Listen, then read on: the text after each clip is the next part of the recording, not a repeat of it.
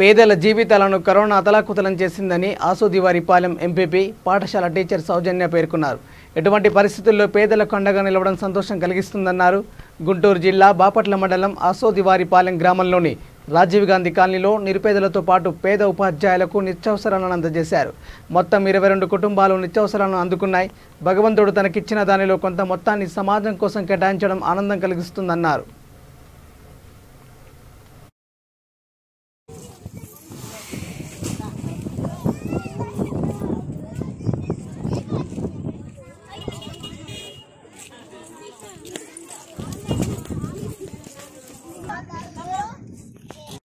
కొంతమంది టీచర్స్కి సహాయం చేయాలి, అది ప్రైవేటు పాఠశాలకు ఉపాధ్యాయులకు సహాయం చేయాలి. ఎందుకంటే వాళ్ళకి జీతాలు లేక చాలా ఇబ్బంది పడుతున్నారు కాబట్టి వారి కుటుంబాలు ఇబ్బంది పడకుండా ఉండకూడదనే ఉద్దేశంతో నా వంతు సాయంగా నా ఫ్యామిలీ తరఫున నేను ఈ యొక్క సేవా కార్యక్రమాన్ని ఈరోజు చేయడం జరుగుతుంది. దాదాపు 13 మంది ప్రైవేట్ పాఠశాల ఉపాధ్యాయులకి నేను ఈరోజు రేషన్ సరుకులు ఇవ్వడం జరుగుతుంది. అలానే పట్టణ పరిధిలో ఉన్నటువంటి దాదాపు 25 కుటుంబాలకు, పేద కుటుంబాలకు కూడా గ్రాసరీస్ ఇవ్వడం జరుగుతుంది.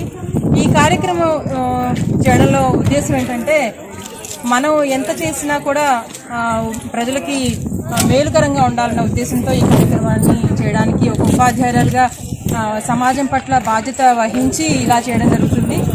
ఇది ఆదర్శంగా తీసుకొని ఇంకా అనేక మంది ముందుకొచ్చి ఈ పేద ఉపాధ్యాయులకు అలానే పేద ప్రజలకు సహాయం చేయాలని మనస్ఫూర్తిగా కోరుకుంటున్నాను.